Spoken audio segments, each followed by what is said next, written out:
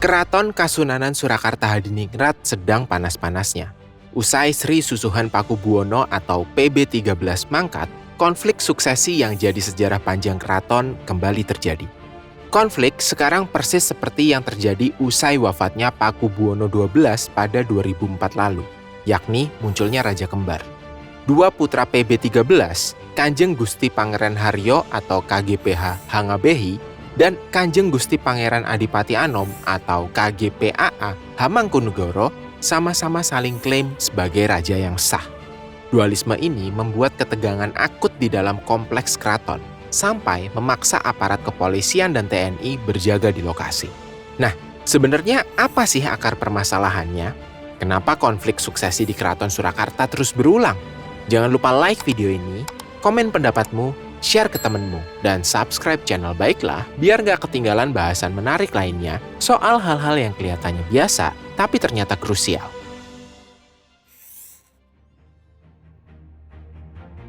Ada dua putra PB13 yang sama-sama mengukuhkan diri sebagai Pakubuwono XIV. Kubu pertama adalah KGPH Hangabehi yang dinobatkan sebagai raja selanjutnya oleh Lembaga Dewan Adat atau LDA pada Kamis 13 November 2025. Sebagai informasi, LDA ini adalah lembaga bentukan adik mendiang PB13, Gusti Raden Ayu Kusmurtiah Wandansari, atau lebih akrab disapa sebagai Gusti Moeng, yang saat ini juga diketuai oleh beliau. Lembaga ini dibentuk saat konflik kekuasaan terdahulu antara Sinuhun Hangabehi alias almarhum Pakubuwono XIII dengan Sinuhun Terjowulan. Saat itu sebenarnya sudah ada kesepakatan antara keduanya setelah dilakukan mediasi oleh Jokowi yang saat itu masih menjabat sebagai wali kota Solo dan anggota DPR Muryati Sudibyo. Namun Gusti Moeng dan saudara-saudaranya tak sepakat dengan hasil rekonsiliasi dan membentuk lembaga Dewan Adat. Kembali ke masa kini, legitimasi utama yang diusung kubu Hangabehi adalah posisinya sebagai putra tertua dari Pakubuwono XIII. Gusti Moeng sendiri mempertanyakan keabsahan pengangkatan GKR Pakubuwono XIII, ibu dari KGPAA Hamengkubuwono. Menurutnya, jika status permaisuri dianggap nggak sah, harusnya secara adat putra mahkota jatuh kepada anak lelaki tertua, terlepas dari status ibunya. Sementara di kubu seberangnya, KGPAA Hamengkubuwono alias Gusti Purboyo menegaskan pengangkatannya sebagai Pakubuwono XIV dilakukan berdasarkan wasiat dari mendiang ayahnya.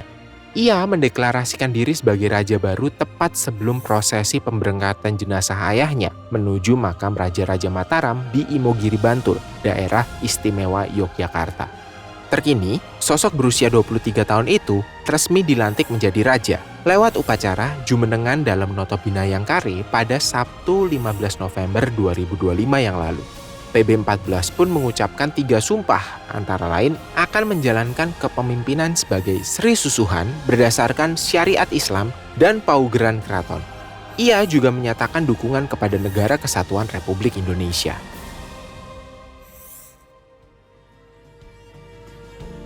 Ngomongin soal konflik suksesi di Keraton Surakarta, pangkal masalahnya tuh terjadi usai wafatnya Raja Pakubuwono ke-12 pada 12 Juni 2004. Selama hidupnya, sang raja tidak menunjuk permaisuri dan cuma punya beberapa selir. PB12 juga nggak pernah nunjuk seorang putra mahkota.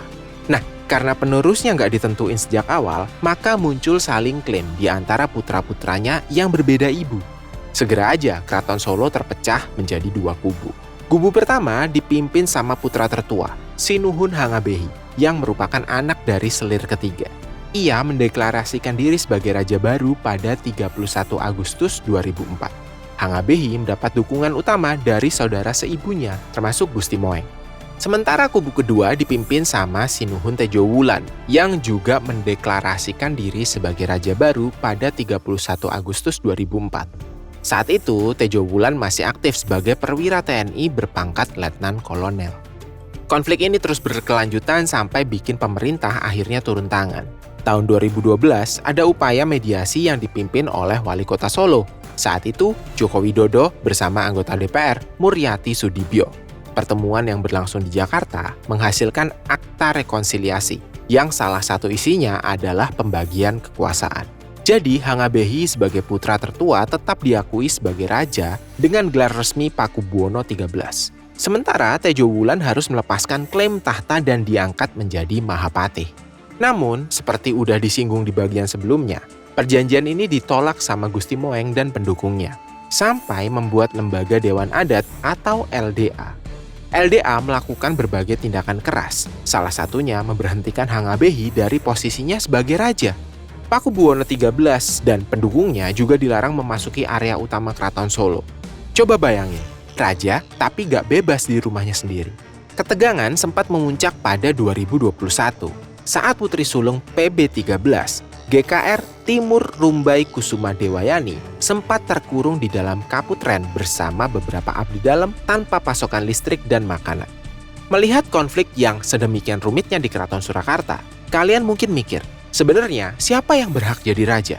Nah, kita perlu melihat soal pola suksesi yang terjadi di Kerajaan Mataram Islam maupun pecahannya. Pengamat sejarah Ki Rendra Agusta mengungkap kalau suksesi di Kerajaan Mataram Islam, termasuk Keraton Surakarta, tidak punya pola yang baku. Pergantian raja dalam sejarah disebut selalu bergantung pada konteks dan dinamika internal keluarga kerajaan. Namun, pola yang sering terjadi memang diwariskan dari ayah kepada anak lelaki tertua. Memang ada beberapa kasus khusus, misalnya tahta diwariskan ke adik atau cucu.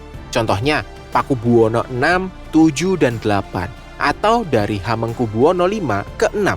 Situasi perang juga bisa memengaruhi. Ini bisa kita lihat dari Kasultanan Mataram pecah jadi dua kekuasaan, yaitu Kasunanan Surakarta dan Kasultanan Yogyakarta.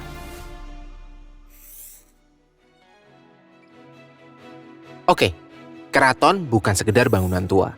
Ia adalah ruang warisan, tempat martabat dijaga. Namun, tiap kali tahta berganti, luka lama seakan selalu kembali terbuka. Siklus konflik ini terus berputar karena ambiguitas adat yang memberi ruang bagi penafsiran yang berbeda, yang kemudian dimanfaatkan untuk kepentingan pribadi atau kelompok. Deklarasi raja yang terburu-buru pasca wafatnya PB13 kembali menguji soliditas kerabat. Dualisme bukan sekedar dua kubu yang berseteru. Ia adalah cermin retak dari dinasti yang seharusnya mengayomi, bukan saling menuding.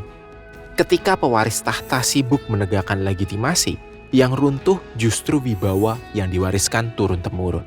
Di tengah tembok yang menyimpan ratusan tahun sejarah, pertanyaannya kembali sama. Akankah masa depan Keraton Surakarta ditentukan oleh kebijaksanaan dan musyawarah agung, atau kembali terjerat oleh ambisi yang merusak keutuhan warisan leluhur? Kalau kamu ngerasa video ini bikin kamu ngerti sesuatu yang sebelumnya kelihatan rumit, jangan lupa untuk like, komen, dan share ke temenmu. Dan tentu aja, subscribe ke channel Baiklah biar kamu nggak ketinggalan pembahasan-pembahasan penting lainnya.